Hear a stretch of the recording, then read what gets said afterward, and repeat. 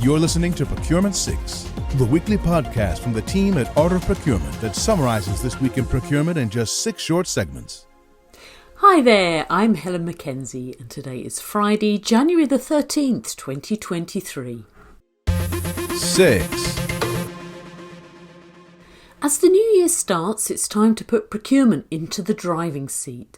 Whether you're a CPO or managing a category, there's lots you can do to take the initiative.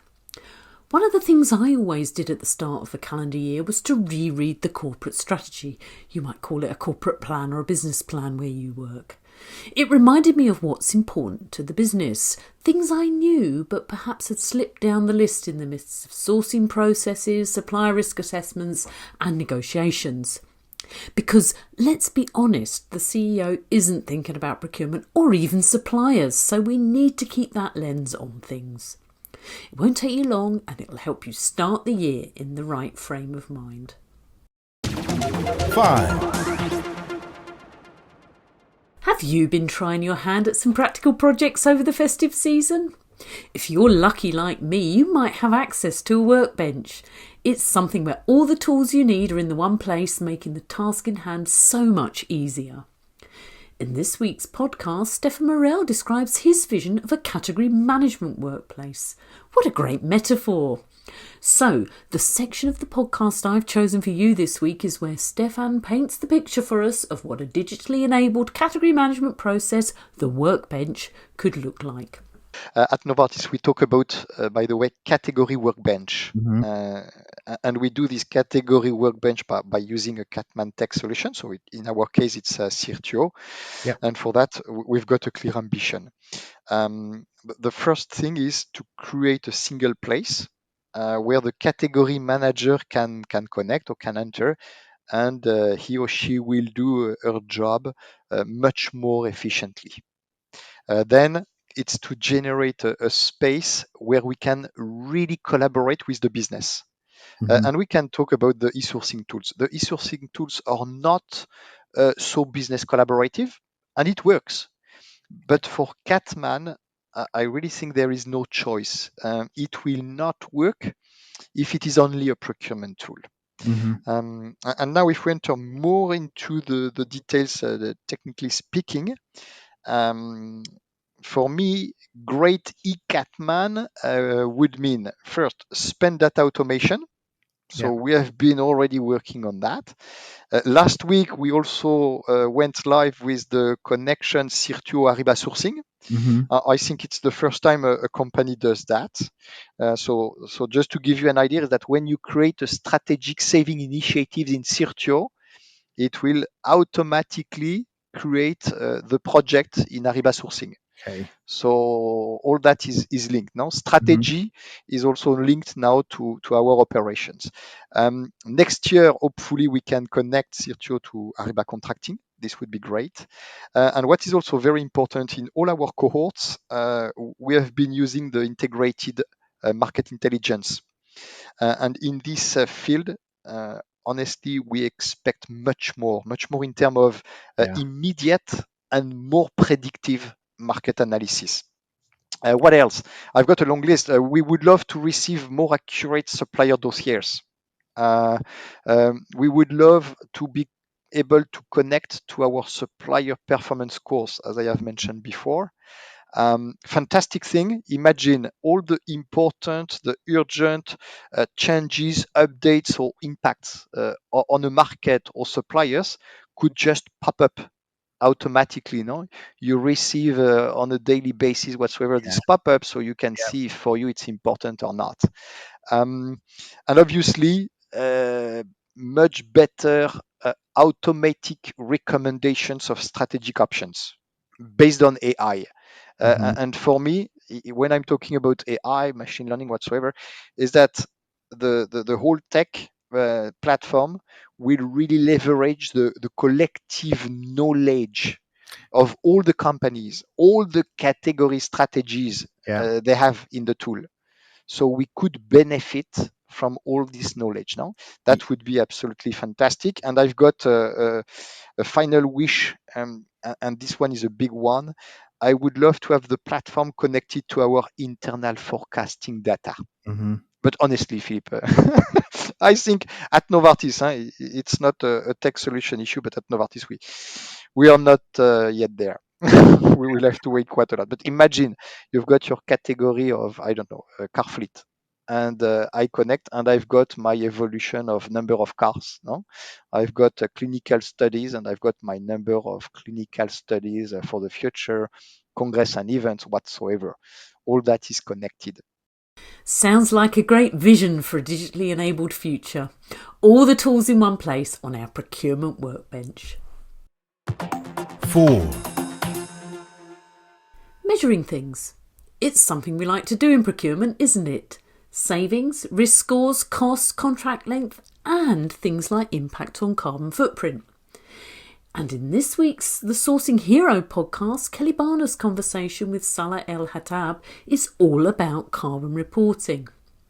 In the part I've selected for you, Salah urges us to think about the trend in our metrics rather than focusing on one data point. The biggest thing I like to tell companies is that any absolute number is actually completely innocent in isolation. We're actually not as passionate about just intensity metrics compared to your peers, although those are definitely relevant.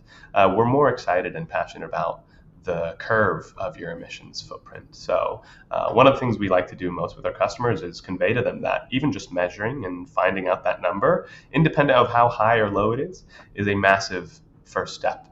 And any step that you take thereafter is extremely opportunistic, even if your emissions footprint is larger, because it means that you actually have a significantly larger surface area to find reductions and to show people progress.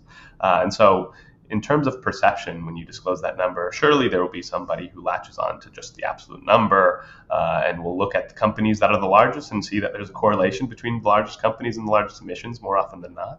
But increasingly, the narrative is more about science-based targets, right? How are you actually reducing that footprint percentage-wise year over year?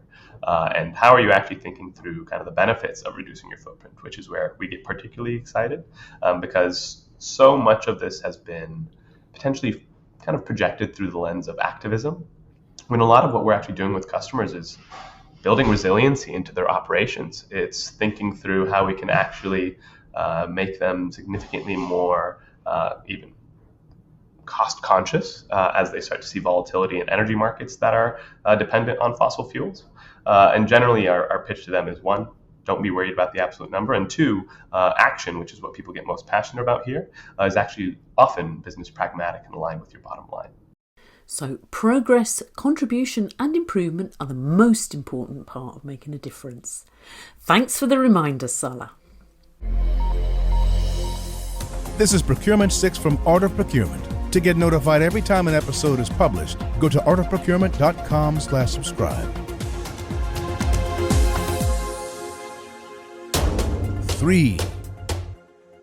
I came across a great piece of advice that I just had to share with you this week. I was listening to a podcast conversation between Michael Bungay-Stania and Bobby Herrera, and the topic was about turning knowledge into wisdom.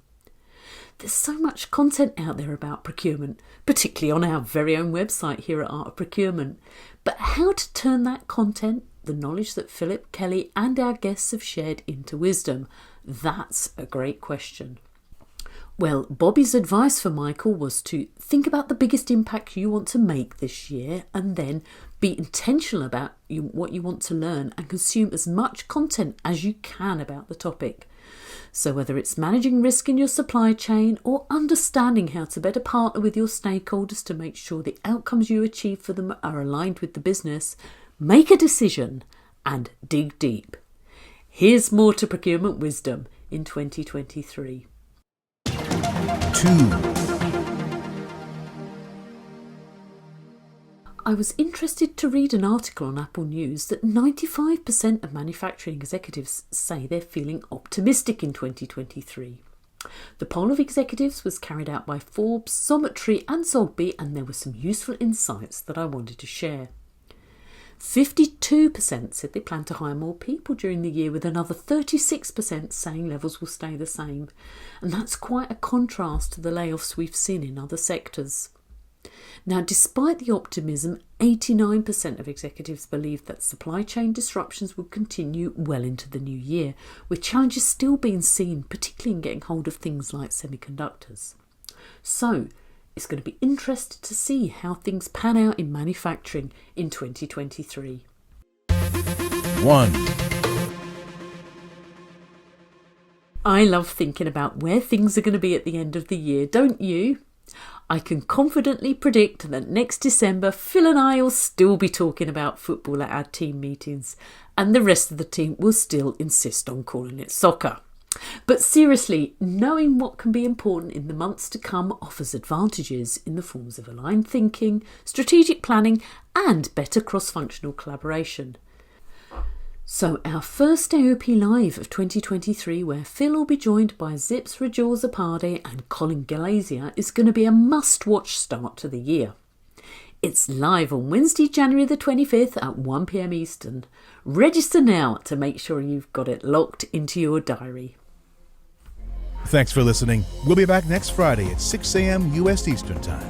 If you've enjoyed this pod, help us grow and tell your peers to search for Procurement 6 wherever they get their podcasts.